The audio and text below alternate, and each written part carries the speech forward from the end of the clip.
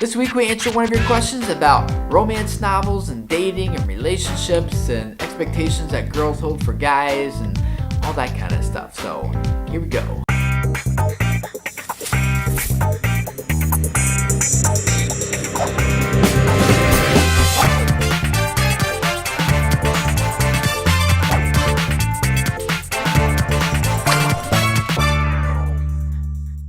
Hey guys, my name is Tim Schmoyer and welcome to another Youth Questions video where every week we answer real questions from real teens about real life.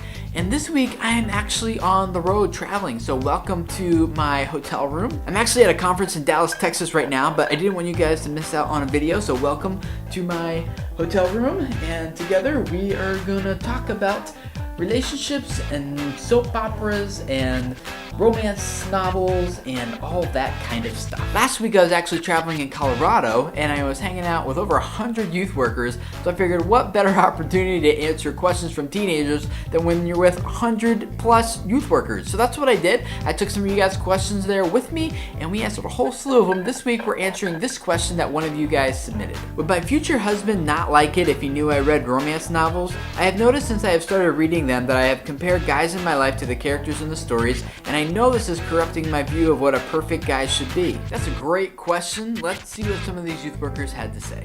I don't think any of us should read like the trashy romance novels where there's just a lot of sex and stuff in it. I don't think that does anybody any good. But the fact that you're already suggesting in your question that it's making you have maybe unrealistic expectations about guys in the future is a potential problem for you. I've been married for a few years and I used to read romance novels a lot when I was a lot younger, both the harmless ones as well as the trashy ones, you know, the good ones everybody likes to dig into and escape with. We take these ideas of this perfect guy and we project them onto our boyfriend or this guy that we're dating or, you know, some guy that we just have a crush on. You said that there's a sense that in reading them that you know it's affecting your mindset, and I said that should set off huge red flags. I found that it really subjected me to a warped view of who a guy really should be. What the romance novels are doing is putting a false sense of what a guy is going to be. It's one thing to read romance novels and think, boy, wouldn't it be great to have a romantic guy like that? It's another thing to think that that's reality.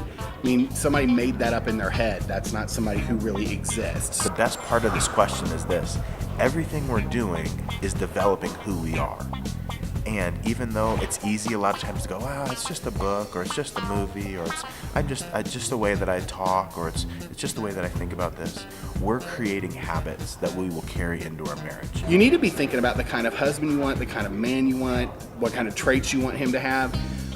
Those things might be better coming from scripture, coming from a positive person that you know in real life, than a romance novel. All these things now that, to be honest, when I was in high school, I never thought about preparing myself for my future spouse. So flip it around. Imagine that the question was your future husband asking, hey, if I was addicted to porn, would my future wife have a problem that I was comparing her to all these women that I'm looking at? Other people compare not only romantic novels but chick flicks to porn for girls, where it gives you this expectation of what the perfect guy is supposed to be like and how they're supposed to treat you and interact with you. Who do you want to marry? Do you want him to be, you know, for lack of a better term, a porn addict, or even a guy who just happens to go look at porn every once in a while? What kind of person do you want to get married to? Because essentially, you know, when you read romance novels, it's kind of like female porn. How would you want to be compared to? You know, I mean, if we're comparing, you know, a mate or someone that you want to marry to, you know, a book or to a movie or to a novel or different things that way,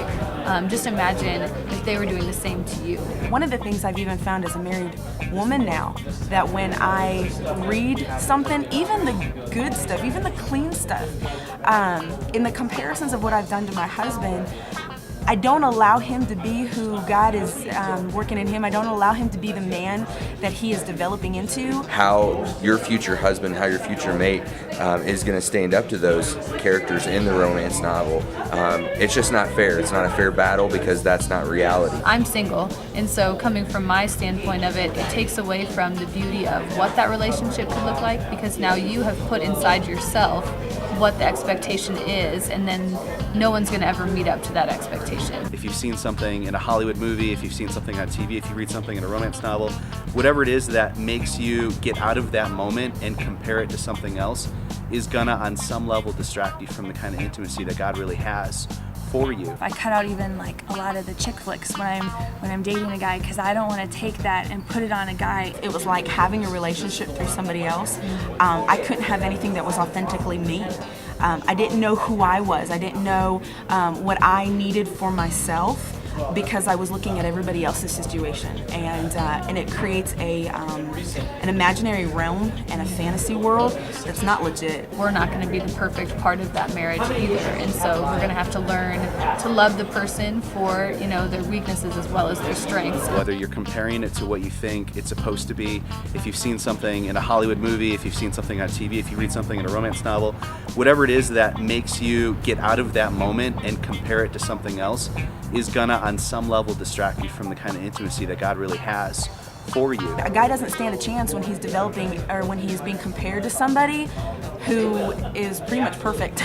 And guys aren't. We're not. If your expectations of a guy stem from reading romantic novels, then you're going to be disappointed in every relationship you have. You're subjecting somebody to something that is impossible, and it's not fair to them. That's not a realistic view of what a guy could even ever live up to. Someone's going to fall head over heels for you, and you're going to fall head over heels for them. And you want to fall in love with that person, not an idea of that person. I say you already know what you need to do, just pray for the courage to do it. Look at your heart and potentially look at the type of stuff you're reading. If it causes sort of a messy place for you inside your soul, then it's probably God saying to you that maybe that's not a good thing for you. Cut out some of the romantic novels that, you know, get kind of graphic and get into all the nitty-gritty, and focus on real life. What do you guys think? Comment below and let us know how you would answer this question for this girl, and maybe other people who are asking the same question who watch this video later. Give them your advice in the comments, or leave a video response. Click right here to do that. That way your video shows up with ours and we can actually see and hear what you have to say and what you think about this whole issue. If you're not already subscribed to our videos, make sure you click that subscribe button above this video here on YouTube, or you can click right there and do the same thing. Every week we release a new video answering one of you guys' questions about whatever you're going through in life. And if you're a teenager and you're watching this, there's a link in the description below this video here on YouTube where you can anonymously submit any question about anything you're going through in life. It could be about dating, relationships, sex, family, parents, school, anything you're going through in life. Me and other youth workers and teenagers and parents and whoever else I can get roped into this, we will do our best to answer that question for you the best way we can. You also find links down there. You can connect with us on Facebook and Twitter. We'd love to stay in touch with you guys throughout the week. If you like this video, give it a thumbs up or maybe even favorite it. That would be awesome. And we will see you guys again next week for another Youth Questions video. Bye.